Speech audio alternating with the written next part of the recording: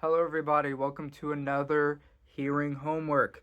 I'm sorry this episode has kind of taken so long to come out. It's been like over a week. When I wanted to do a schedule where I'd at least upload once a week, um, and that didn't happen. So I'm just gonna upload whenever I can because I've been so busy this past week. I've had maybe three opportunities to film, and they've all either been interrupted or something came up and I just couldn't. Um, but today I'm finally getting to the next hearing homework episode. Originally, I had a different album picked out, but I started talking to one of my friends, Skylar, and with this band, there are two really, really good albums. He likes one and I like the other. And just recently, I listened to both kind of back to back just to kind of weigh which one I really did like more. And this album I'm going to talk about is my favorite one. And I just thought I should hop on this newfound love for this album. Catch it, put it in a jar right here through video. Um, I was going to talk about this album eventually, whether this kind of debate that we had was going to happen um, in the first place. But uh, this album, 1973, Big Star, Radio City, is phenomenal. And I'm very excited to talk about it because I've spun this a lot. I've listened to it a lot. And it's one of my favorite albums of all time. When I think about solid songwriting, consistent energy, amazing performances, and something that's very accessible to the average listener, this is a great album to start on. For context, um, like I mentioned previously, I want to make sure you guys can actually see the album. Like I mentioned previously, my friend and I, Skylar, he really loves their debut number one record, and I really love Radio City by Big Star, and he likes number one record a lot more than Radio City. I don't know if it's a lot more, but he likes it more than Radio City. Um, and within the context of Big Star, they only have three albums. I like their debut, but this Radio City just has so much more personality to it. When I think of Big Star, I think of Radio City. I'm sure most people do think of number one record because I mean it has the Big Star on the album cover. Like that is Big Star. That's their first one. That's like the first record that people usually start on when they start with Big Star.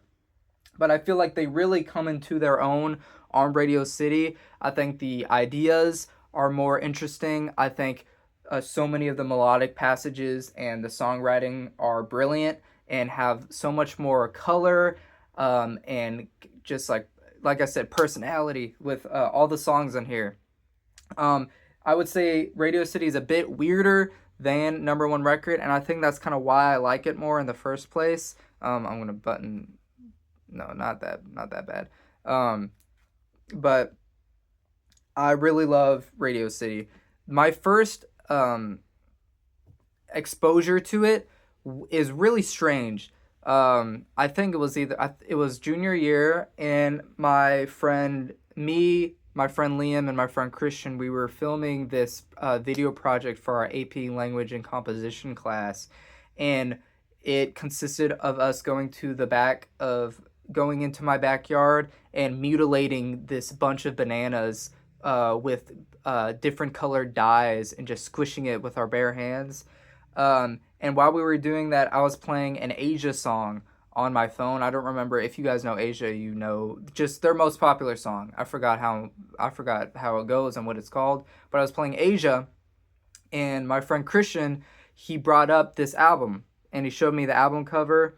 He brought up Radio City by Big Star, and he said how he put it. He said it was a super group of members from bands that never made it big. That's not entirely true. Big Star is just a band that didn't make it big. It wasn't a super group or anything. I guess now is a good time to show off that my actual sleeve that I have. Radio City. I love this album cover. I love this photograph. It was taken by Bill Eggleston. Eggleston. I'm gonna say Eggleston. I love this photograph, and to kind of build up off the point of this is kind of a weirder number one record. This album cover is like a bit eerie. It's very strange. It's like kind of like saturated almost, and this like I don't know where this was taken, but there's like a poster of positions to make love with your partner to. If you know, you know. I love this album cover. I think it's super sick. On the back, we have this photo of the band. They're a trio at this point. Goes Alex Chilton, Andy Hummel, and what's his name? Jody Stevens. I'm pretty sure Jody Stevens is drums, Andy Hummel is bass, and Alex Chilton is vocals and lead guitar. Now, when we talk about genius guitar work and just amazing riffs and licks, they are all over this record, and I am so surprised that Alex Chilton was the one that thought of all of the guitar melodies on this album. I'm surprised that he is the only guitarist on this album. You'd think there's at least two, but the guitar work is so brilliant, it's so tasteful, it's energetic, it's just fucking awesome. It's badass. It's really great guitar playing. When I think of the guitar playing, I think of the first song, "Oh My Soul," the beginning, the boom ba boom ba boom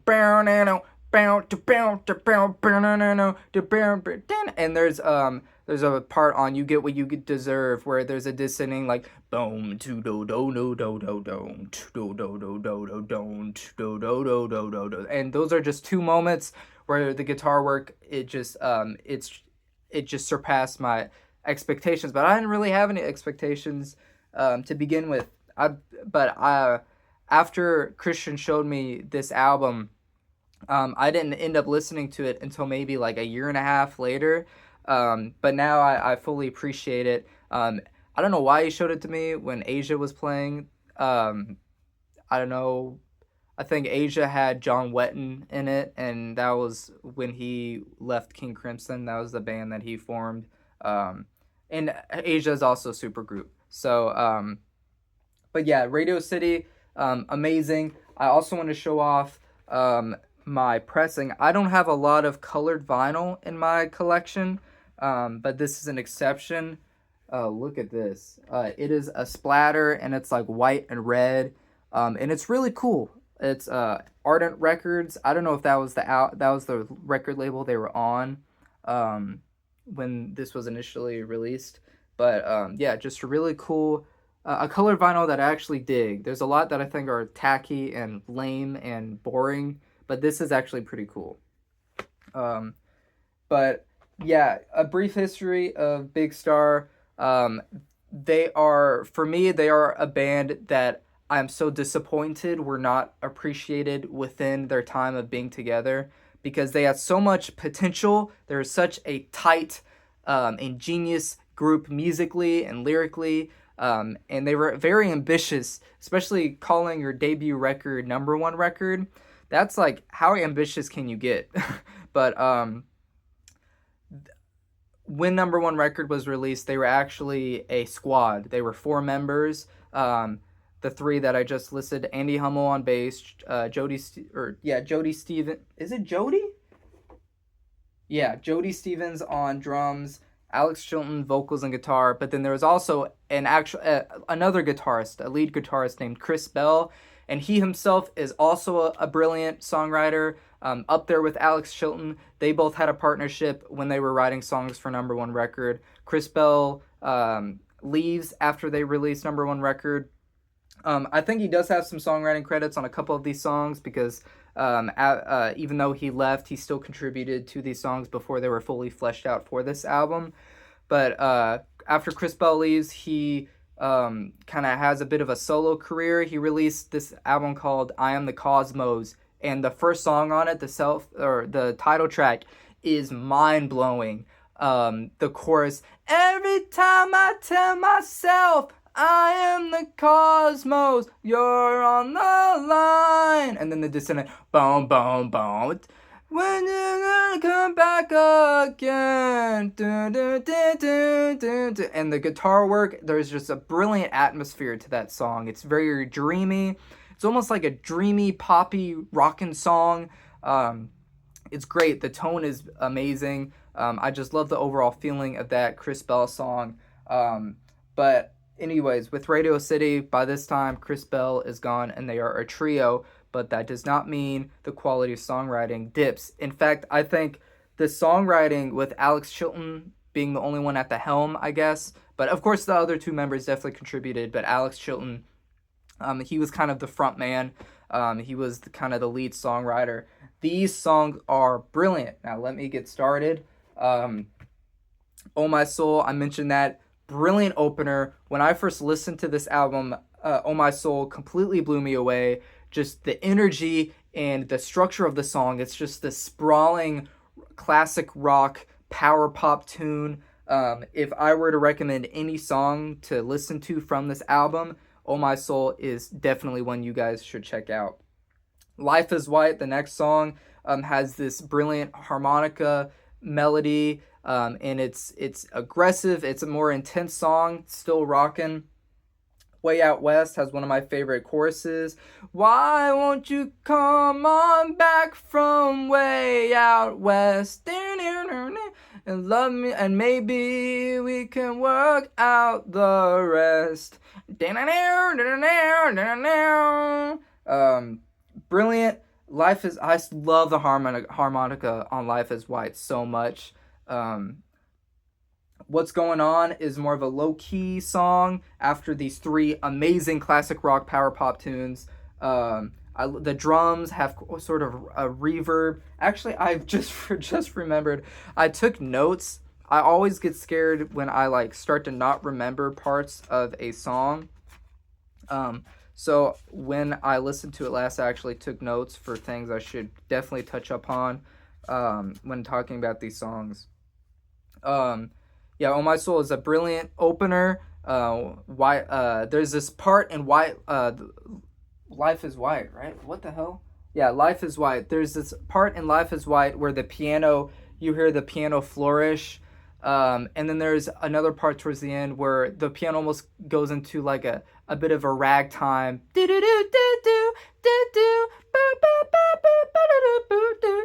It's kind of like a ragtimey melody. That's super awesome.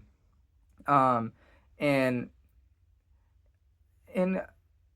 damn, I don't remember that part. Even when I write notes, I still suck. But the line, and I can come back to that now. That's great. Way Out West, like I said, why won't you come? That hook there, the hooks all over this album are catchy as hell. The songs, they just have some of the best hooks, pop hooks, in any rock album, classic rock power pop album. What's Going On, like I said, has this amazing, there's a more toned down energy on What's Going On. I think it's definitely an underrated song. Not a lot of people talk about What's Going On. Not a lot of people talk about the songs on this album in general, but with What's Going On and how it's planned. And then there's this what is it? There's at the end there's Alex Chilton is singing this refrain of oh no, but I don't mind, down, and then there's the background vocals. They go ooh, and then there's a guitar part where it goes like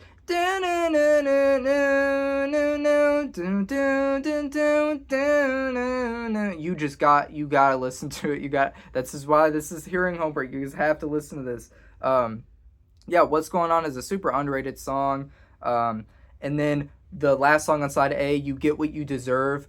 Oh my lord. It has the similar energy to Oh My Soul, where it's this fucking sprawling, hard-hitting, just beefy guitar-led song. There's so many amazing melodic passages with the guitar. Alex Chilton really kills it. It's so crazy. I think it's one of my favorite songs. It's totally one of my favorite songs on this album. You get what you deserve and find out what it's worth. And then that descending part that goes down, bow, bow, bow, bow, bow, bow, bow, to the bow, bow, bow, bow, bow. Um, and the opening lines are also really good. It's like, folks, damn it, I can't remember. But yeah, You Get What You Deserve is a brilliant song. And then on side B, that closes at side A. I think the side A on this album is one of the best side A's on any record ever, that I've listened to at least. But Maud Lang on Alex, or I almost said Alex G, but on side B, opens with Maud Lang. Maud Lang is just it's just kind of a rockin' song. Maud Lang rocks. Back of a Car, the opening. Sitting in the back of a car. Maud Lang and Back of a Car are both sheer rock tunes. Daisy Glaze has more of an atmospheric presentation and tone. It was one of my favorite songs on first listen. I don't actually come back to it a whole lot. The vocals are really nice. It's kind of a two-parter as well. It starts with this kind of mellow opening melody and atmosphere, but then it goes into a more fast-paced and rockin' part. And then September Girls, you guys have probably heard before. It was covered by the Beagles, I'm pretty sure, and that was a huge hit. September Girls, there's so much I love you. December boys got it bad. It's when you think of like a power pop song, if you guys are familiar with the genre of power pop, then September Girls is like one of the defining songs of that genre of power pop. It's definitely one of the first songs people think of when they think of power pop, and being like maybe the foundation of at least the classic rock section of power pop. There's a lot of punk ideas that blend in, a lot of new wave ideas that can blend into power pop, but within sort of the more traditional rock tunes, I think September Girls is one of the foundational songs for that, and with help of the Beagles for kind of making that song big. But I still like, it hasn't been overplayed for me yet. I still really dig September Girls, and I like the idea of December Boys Got It Bad. I think that's a funny refrain. Morpha 2 is kind of a piano ballad. It's good. And then the album closes with I'm in Love with a Girl. It's such a sweet acoustic guitar number. There's within Big Star's music, there's a lot of this, and I don't like using this word, and it actually doesn't really apply personally to me, but there's this very nostalgic feeling, and what I mean is there's this youthful energy within the songwriting of I guess Alex Chilton's songwriting. And the best example of that isn't on this album. I would say 13. If you guys haven't heard 13, it's off number one record. You guys should totally check that out. That's another really sweet acoustic guitar number. I know Elliott Smith covered it. You guys may have heard that. But 13 is a lovely, sweet song about just taking a girl out. And it just goes back to just like youth and just being a kid, and just this innocence that Alex Chilton writes a lot about. And I think I'm in Love with the Girl has sort of this more childlike playfulness that 13 also has. There's a lot of ideas on Radio City that are referenced in number one record, but I just think Radio City is such a more interesting album to me. I love the more abstract ideas on this entire LP. And there's not a song on number one record like Oh My Soul or You Get What You Deserve or Way Out West. And I just think Radio City, they really hit a perfect sound on this album. I think this is the Big Star sound. I think it's brilliant. Will you let me walk you home from school? Just like and that's a lyric. That's the opening line to 13. I love that song. I guess I'll talk a little bit about number one record right now. I love Feel. I love In the Street. Both of those are rockin'. 13 is sweet. I also like Watch the Sunrise. That's another really nice song. Ballad of El Goodo is probably my favorite song on that album. Um, and That's kind of it. This is such a more impressive work of music to me. And I come back to Radio City so much more. There's just something about this album that pulls me way more than number one record could ever captivate me. But Yeah, this is Radio City. Um, I Big Star is just one of those bands that there's not a lot known about them, but the stuff that is known is not talked about enough. And I just wish when they were still formed, still around, they had more live sets. I would have loved to seen live footage of them playing these songs, specifically on Radio City, and even some stuff on their third album. They After Radio City came out, I think Andy Hummel left or Jody Stevens left. One of them left, and it was Alex Chilton and another person, whoever didn't leave. And they third is a collection of songs. It's not a bootleg, but there's not a definitive track list. It's more of a album of Alex Chilton and I'm gonna say Jody Stevens, even though I might be wrong. Them being in the studio, testing out a bunch of really good ideas, because it's still Big Star. I think Alex Chilton is Big Star to me. And I think this is almost like, I feel like this is almost Alex Chilton's record. But just the performances are amazing. The songwriting is it's just they cover so much range on this album, and the energy is just top notch. You guys gotta check it out. Radio City, Big Star, 1973. And that's your hearing homework. I think I touched upon everything. Why